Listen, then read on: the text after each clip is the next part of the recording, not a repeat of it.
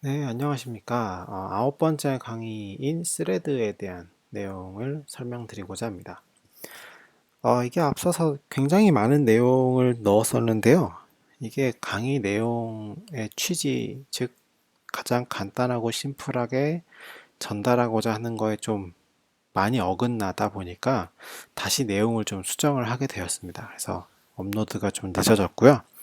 어쨌든 좀 정리를 해서 네, 내용에 대한 정리를 해서 스레드란 무엇인가, 그리고 스레드의 설정은 어떻게 하는 것이고, 스레드가 설정되었다면 그 스레드가 도대체 어떤 작업을 하고 있는가를 확인하는 스레드 덤프를 보는 방법에 대해서 이제 알려드리고자 합니다. 일단 먼저 스레드란 무엇인가에 대해서 이제 고민을 할 텐데요. 뭐 스레드랑 뭐 기술적으로 또 뭐 스레드를 어떻게 생성하고 뭐 이런 내용을 할 수도 있지만, 일단은 그냥 이해를 돕기 위해서 좀 간단한 예를 들어보겠습니다. 화면에 보이시는 것처럼 이제 두 개의 길을 표현했는데요. 하나의 길이 하나의 스레드라고 생각을 해보시면, 이 길은 차량이 같은 동시간대에 딱 두 대만 지나갈 수가 있습니다. 물론 이 길을 통해서 뭐 시간이 주어진다면 뭐 100대도 지나갈 수 있고 또 수십만 대, 수천만 대가 지나갈 수도 있죠. 하지만 적어도 같은 시간대에는 두 대의 차량만이 지나갈 수가 있습니다. 네, 스레드는 이런 식으로 처리에 대한 뭐 자동차가 지나간다는 걸 요청이라고 예를 들자면, 여러 차량을 뭐 지나보낼 수는 있지만 결과적으로는 동시간대에는 동시에 처리할 수 있는 차량은, 지나갈 수 있는 차량은 정해져 있다는 것이죠. 그럼 만약에 들어오는 요청이 많은, 즉 차량이 굉장히 많이 지나가야 된다라고 한다면, 이런 도로를 넓히는 작업, 그리고 추가적으로 계속 도로를 증가시키고 뭐 특정 방향, 특정 뭐 어떤 위치로 보내야 된다. 뭐 들어오는 도로에 대한 방향이 정해져 있다라고 하면 그 방향에 맞춰서 또 도로를 생성해야 될 것입니다. 이런 식으로 스레드는 뭐 각각 길이라고 보시면, 이 스레드에 지나가는 차량에 대해서 한번 생성을 해보시면 좀 도움이 될 것 같습니다. 그러면 이 스레드라는 것을 어떻게 톰캣에 설정하는 것이냐라고 봤을 때, 일단 스레드는 기본적으로 커넥터에 종속이 됩니다. 커넥터를 하면 앞서서 뭐 여러 번 보셨겠지만 8080 포트를 기본으로 사용하는 HTTP 프로토콜이나 8009 포트를 사용하는 AJP 프로토콜이 있었죠.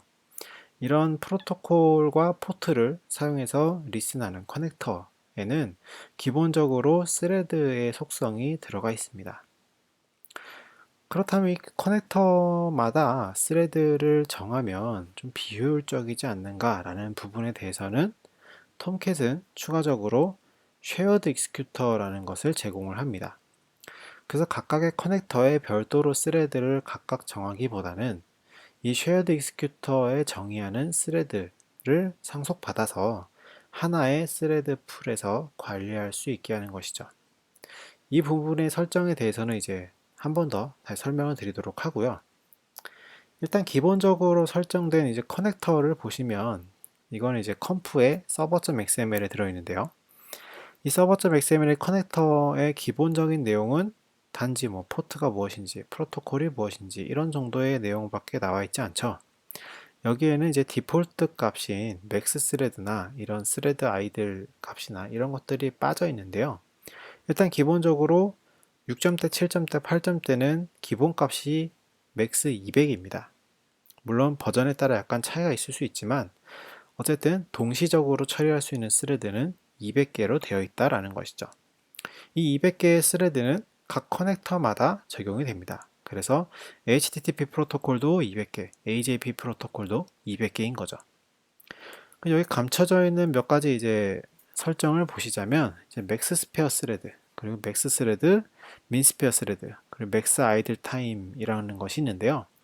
간단히 설명을 드리자면, 맥스 스페어 스레드는 아이들 상태, 즉 유휴 자원인 스레드로 유지할 최대의 스레드 개수, 그리고 맥스 스레드는 최대로 늘어날 수 있는 스레드 개수이고요.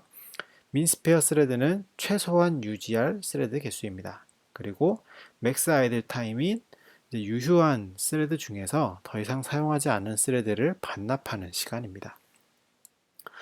뭐 설정만 보면 좀 이제 뭐 이해가 잘 안 될 수도 있으니까 약간 그림으로 좀 표현을 해보려고 하는데요.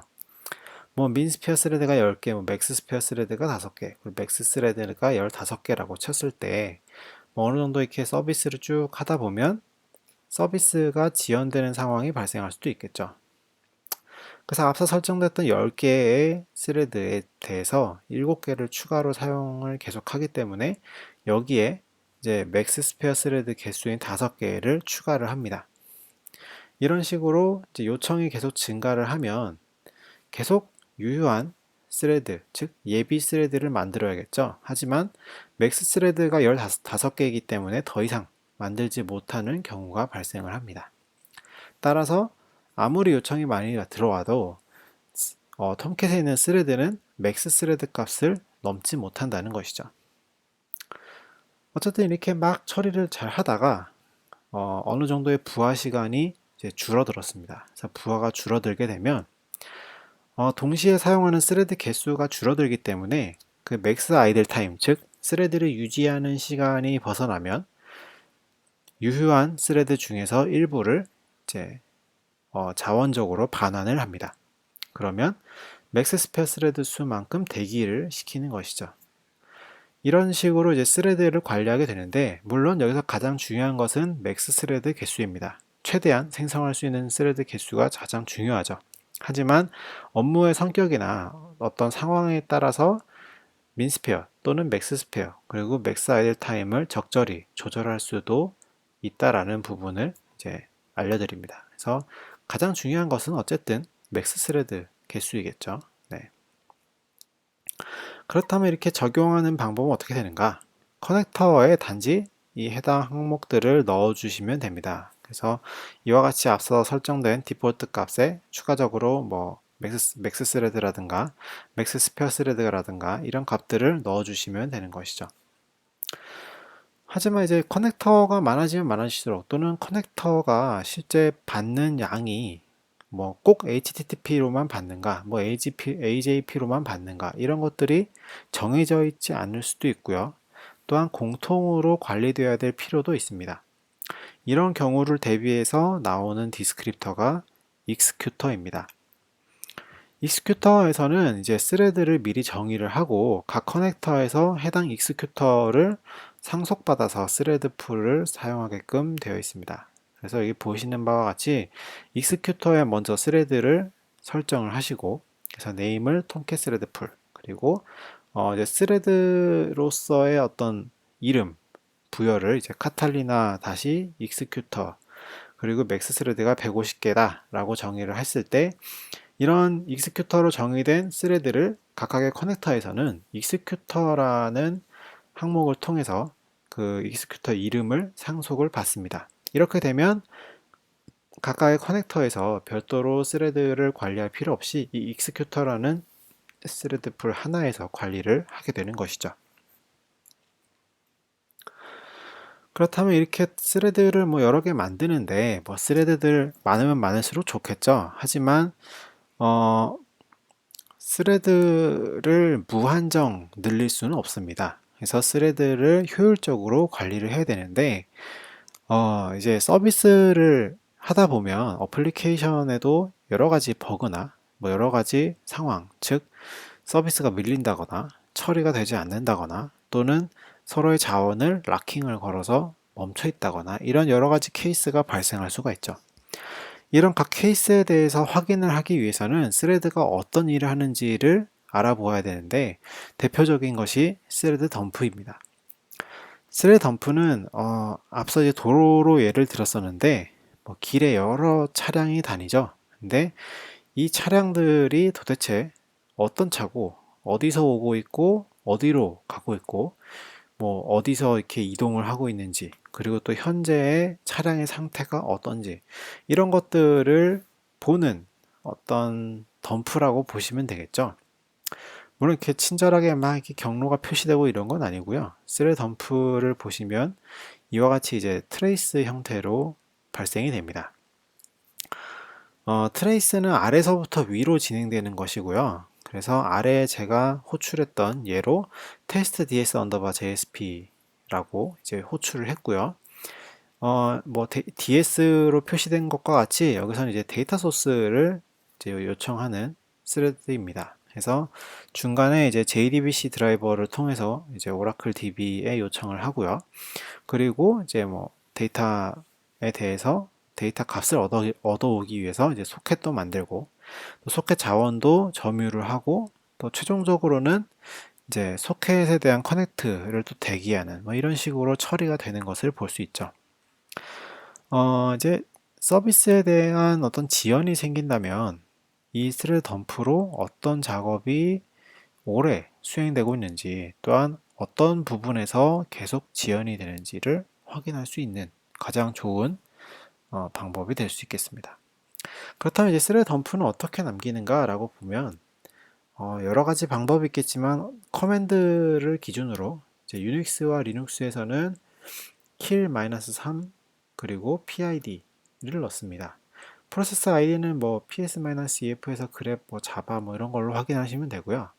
그리고 이제 윈도우 같은 경우는 약간 ps 명령이 제한이 되기 때문에 JDK 1.5 이상에서는 이제 JSTAC을 지원을 합니다. 그래서 JSTATUS로 또는 JPS로 프로세스 아이디를 확인하시고 JSTAC으로 그 프로세스 아이디를 추가로 넣어주시는 방법을 사용하면 이제 덤프를 이제 뜰 수가 있죠.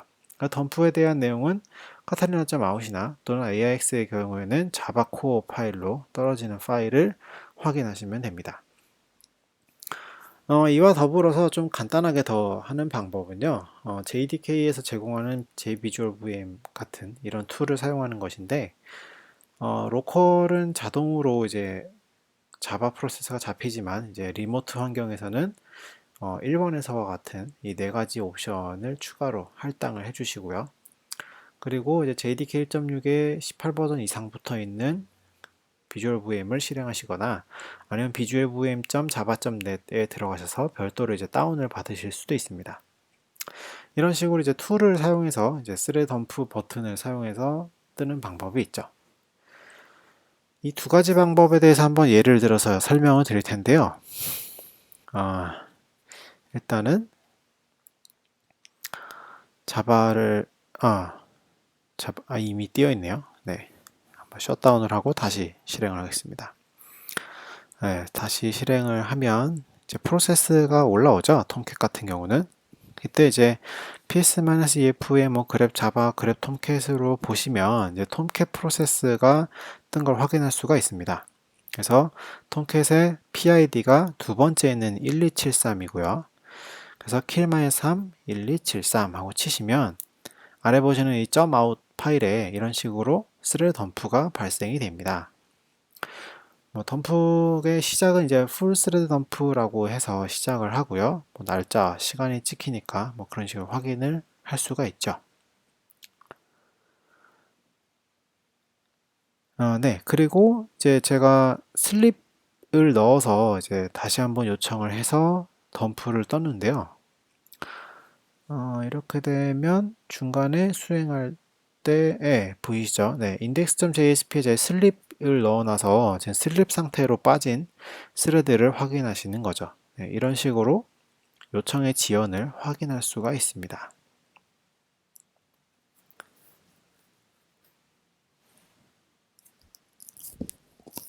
네, 그리고 이제 비주얼 VM, 앞서 설명드렸던 비주얼 VM인데 로컬은 바로 이제 잡혀 들어오고요. 리모트인 경우에는 이런 식으로 호스트를 추가해서 JMX 포트, 즉 앞서 보셨던 8888 설정돼 있었죠? 예, 그런 게 넣으시면 프로세스가 나오고요. 더블 클릭을 하시면 이런 식으로 이제 모니터링을 할 수 있는 탭이 나옵니다. 그 중에 스레드 정보가 나오고요. 지금은 8080 익스큐터가 2번밖에 없죠.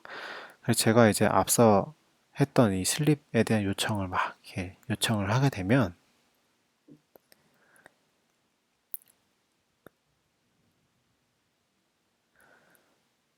이렇게 증가하는 스레드 개수를 보실 수가 있습니다. 앞서 이제 맥스 스레드를 15개까지 했기 때문에 15개가 발생을 했고요. 다시 요청이 끝나면 이제 일정 시간 이후에는 이제 다시 줄어들겠죠. 이런 식으로 이제 스레드를 이제 실시간으로 볼 수 있는 툴이 이제 비주얼 VM이고요. 이런 내용에 대해서는 요 다음번 시간에 한번 다시 보고자 합니다. 어쨌든 앞서 이제 설명드렸듯이 이 아이들 타임아웃 값을 지나게 되면 스레드가 이제 일정 개수를 제외하고는 줄어드는 현상을 확인할 수가 있는 것이죠. 잠깐만 기다려 보겠습니다.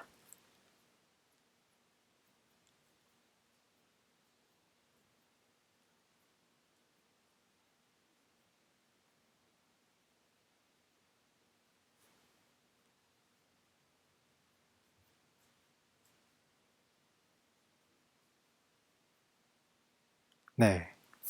이런 식으로 이제 사용하지 않는 스레드들이 반환되는 것이죠. 네, 총 15개 중에서 지금 5개가 반환이 되고 있네요. 네. 이런 식으로 이제 모니터링 툴을 사용해서 이제 스레드를 보실 수도 있고요. 덤프 버튼을 누르시면 이렇게 이제 덤프가 또 저장이 되죠. 그래서 앞서 이제 킬-3으로 하는 방법도 있겠지만은 이런 툴을 사용해서 덤프를 남기는 방법도 있다라고 이제 알아두시면 될 것 같습니다.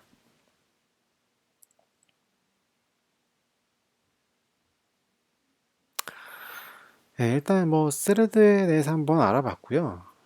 그래서 스레드가 무엇인지에 대한 개념을 잡기 위해서 좀 이제 내용을 다시 좀 바꿔봤습니다. 그래서 도로로 이제 표현을 드렸었는데 결국은 요청을 처리하는 그 스레드라는 것이 톰캣 안에서 제한적으로 돌고 있다. 그리고 설정이 어떻게 되어 있고 기본 뭐 200개라든가 또는 이제 사용자가 임의적으로 설정을 변경할 수도 있다라는 거죠.